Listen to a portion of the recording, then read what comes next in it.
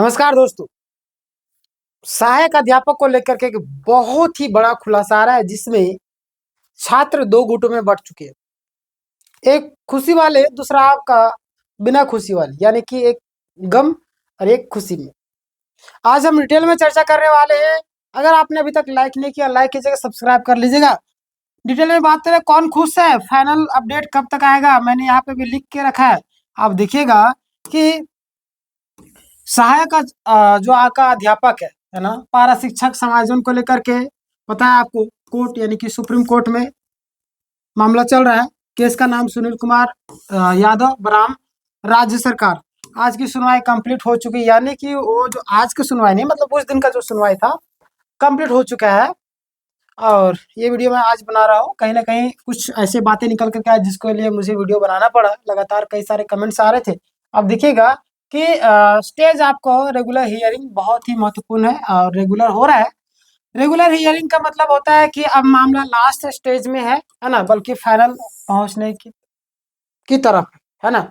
वो प्रक्रिया अभी बढ़ रही है। आगे आगे बात करते हैं। सुनवाई में क्या हुआ आज की तारीख, मतलब कि 9 मार्च, मतलब कि 9 जनवरी को आप समझिएगा, है ना। क्या हुआ सुनवाई में, मैंने पिछला बार ही बताया था, सीरियल नंबर 25 में था, समय आपका लंच के बाद हुआ था। और केस आप जो एडमिशन स्टेज में पहुंच चुकी है ना, यह अपने आप में एक पॉजिटिव साइन है।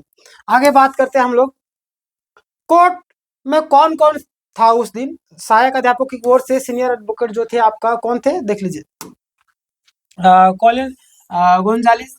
और आपका राज्य सरकार की ओर से था आपका शिक्षा सचिव नियुक्ति वकील जो थे। लेकिन सबसे बड़ा जो ट्विस्ट है वो क्या निकल करके आया, ये जान लीजिए आप लोग। यहाँ पे देखिएगा सरकार ने क्या कहा, है ना, मतलब सरकार क्या की, ये सबसे बड़ा सवाल है। उस दिन सुनवाई हुआ, क्या रीजन आया जिससे छात्र हालांकि आपस में बट गए। तो सरकार ने कहा कि एडवोकेट जनरल यानी कि एजी मौजूद नहीं है ना, एजी मौजूद नहीं। इन लोगों की मंशा साफ साफ है कि इस तरीके से तुम काम करो, केस भी लड़ो, इस तरीके से लड़ो कि मामला लंबा खींचा जा सके, है ना। हमारे पास अभी बहुत अच्छा कार्यकाल बचा हुआ है, मतलब कि 5 साल चलाना था, तो साल भर तो गुजर गया, और भी समझिए 1.5 साल तो गुजर ही गया। मतलब और भी चलाएंगे 3.5 साल, कहाँ कैसे गुजारेंगे। तो कहीं ना कि कुछ ऐसा काम करो ताकि मामला और लंबा खिंचा दिया जाए। इनकी मंशा साफ रहती है ना, एडवोकेट जनरल मौजूद नहीं है, इसीलिए समय चाहिए, है ना। यही दो गुट बनते हैं, यहीं से आपका दो गुट में बन जाते हैं। देखिए कुछ लोग नाराज क्यों हैं, है ना। देखिए मैंने बताया था आपको पिछले बार भी, इस बार ही बता रहा हूँ कि 90% जो चांस था कि मामला सुलझ जाएगा, है ना, लेकिन सरकार ने जानबूझ करके टाइम को मांगा। और देखिए 26 जनवरी की छुट्टी का बहाना दिया गया है, और नाराज लोग इसीलिए दिख रहे हैं। 26 जनवरी का होता है, ठीक है, छुट्टी छुट्टी तो है ही, लेकिन कहीं ना कहीं इन सारे मुद्दों को फटाफट क्लियर कर देना चाहिए। छात्रों का भविष्य इस पर टिका हुआ है ना। आ, सरकार केस को जानबूझ करके टाल रही है, लटका रही है, मैंने आपको बताया भी है ना। कुछ लोग खुश क्यों है, इसके पीछे भी रीजन में बता देता हूँ। खुश इसलिए है कि कोर्ट ने सरकार की बात मान ली, लेकिन बहुत नजदीकी तारीख दे दी है, यानी कि 3 फरवरी को डेट मिला है। तो ये खुशी वाली बात है। छात्र काफी ज्यादा पॉजिटिव नजर आ रहे हैं, बोल रहे कि चलो कम से कम तो 3 फरवरी तो दे दिया, नजदीकी डेट दिया है। और मतलब कि अब महीनों की लेट नहीं होगा। पहले आपको कितना महीनों महीनों का डेट मिलता था, लंबा लंबा। अब 8 से 9 दिन आपका भी समझिए कि 7 दिन और बचा हुआ है, उतना दिन बचा उसका सुनवाई होगा, तो इसलिए छात्र खुश भी है ना। सरकार की रणनीति जो आपने इशारों में बताया, अभी बता रहा हूं मैं कि सरकार की रणनीति क्या है। मैंने आपको बताया था कि हर सुनवाई में कभी एजी नहीं, कभी डॉक्यूमेंट्स बाकी है, कभी समय चाहिए, और भी कई सारे रीजन वो देते जाएंगे, है ना। बहुत अलग अलग रीजन है ताकि मामले को टाला जा सके, है ना। मकसद इनका साफ है, केस को लंबा खींचना है और दबाव कम हो और छात्रों में कंफ्यूजन रखो।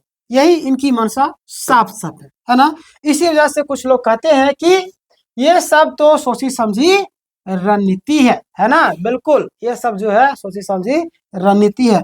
आगे हम बात करते हैं कि सहायक अध्यापक में वकीलों की जो दलील है वो क्या क्या बातें निकल करके आ रही। तो आप देखिएगा कि गुंजाल साहब ने साफ साफ कहा है कि लिखित दलील यानी कि रिटर्न सबमिशन पहले ही दे चुके हैं, सेवा अवधि लंबी है, समान मामलों में पहले ही पॉजिटिव जजमेंट आ चुका, ऐसे मामले में पहले ही आपको पॉजिटिव जजमेंट आ चुका, ऐसा वकील का कहना है ना। आगे देखिए क्या बातें निकल कर आ रही है कि यह आपका मजबूत कानूनी पॉइंट है और जजमेंट आपका ये जो आपका बार बार एडजमेंट अन्यायपूर्ण है, यानी कि पूरी तरीके से छात्रों के पक्ष से फैसला आने की संभावना है, काफी ज्यादा केस मजबूत हो चुका है। यही सारी चीजें बातें निकल करके आ रही हैं। आगे हम बात करते हैं तीसरी पार्टी इंटरवेनर ने क्या कहा। तो यहाँ पे जो बातें निकल कर आ रही है, कुछ पक्षों ने डॉक्यूमेंट्स बाकी है और अगली तारीख के पहले सब फाइल करवाया जाए, है ना। कुछ जो डॉक्यूमेंट्स बाकी है उसको अगली तारीख तक, यानी कि 3 तारीख से पहले आपको सारी चीज कंप्लीट करवा दिया जाए, है ना। चलिए आगे बात करते हैं, इससे फायदा क्या होगा। फायदा क्या होगा ये भी जान लीजिए। अगली सुनवाई जो है आपका, अगली सुनवाई जो आपका से आपको मतलब डेट टलने से बच जाएगा, क्लियर हो जाएगा मामला, है ना। सीधे फैसले की तरफ बढ़ेगी केस, अगर सरकार चाहे तो। क्योंकि सरकार की मंशा यहाँ पे साफ है कि वो चाहती ही नहीं कि छात्रों का भविष्य उज्जवल हो, वो तो सिर्फ अपना परिवार को पोस रहे है ना। अपने बेटा बेटे को कभी सरकारी स्कूल में पढ़ा के दिखा दे तब मान लेंगे, कभी नहीं पढ़ाएंगे, है ना। एक एक स्कूल में जहाँ पे एक एक शिक्षक संभाल रहे, भेज दे वहाँ पे पढ़ने के लिए, देश का भविष्य बन जाए, उनका बेटा बेटे का भविष्य बन जाएगा, कभी नहीं बनेगा, है ना। वो नहीं चाहेंगे, वो चाहेंगे गरीब का बच्चा ही गरीब रहे, राजा का बेटा राजा बनेगा, ये हाल करके रखे ये लोग। इसलिए परिवारवाद का कई बार आरोप भी लगता है। यह सबसे महत्वपूर्ण हिस्सा है। बेंच पूरा मामला समझ रही है और सीनियर वकीलों से भी सहज और पॉजिटिव बातचीत हो रही है। ठीक है, घबराने की जरूरत नहीं आपको। आगे हम बात करते हैं। आप यहाँ पे देखिएगा, संभव है कि किसी एक केस में फैसला दे करके रास्ता साफ किया जाए, समझ रहे। इसका मतलब साफ है कि सिंगल जजमेंट से सभी मामलों का समाधान हो जाना चाहिए। आगे हम बात करते हैं अगली तारीख, सबसे बड़ी खबर है। अगली तारीख की सुनवाई 26 में 3 फरवरी को है। अगली तारीख 3 फरवरी 2026 को वकील ने खुद बताया, रजिस्ट्री में जाकर कंफर्म किया है, लगभग फाइल अपडेट मानी जा रही। क्लियर। तो ये सारी बातें निकल करके आ रही थी, आगे हम बात करेंगे। आप यहाँ पे देखिएगा कि अभी किस स्टेज में केस पहुंच चुका है। तो आप बात करें फाइनल स्टेज, यानी कि तेजी से तारीखें मिल रही है। वकील का भी कहना है कि अगली डेट आपका लास्ट डेट होगी। हालांकि वकील का तो यही कहना रहता है हमेशा कि हम जीतेंगे, हम जीतेंगे। सीजल के मामले में भी इसी तरीके से हमारे पास पुख्ता प्रूफ है, ये है वो है, हालांकि जीत पाए क्या नहीं जीत पाए। तो इस तरीके से वकील भी बोलते रहते हैं, उनका तो काम ही है, उनका तो धंधा ही है। तो ऐसे ना सोचिए कि डिमोटिवेट नहीं हो रहा, बट इनमें पॉजिटिव है, सारे चीज प्रूफ है हमारे पास, घबराने की जरूरत नहीं है। अगला हम बात करते हैं वकील का अंतिम मैसेज क्या है। केस बहुत ज्यादा पॉजिटिव है ना।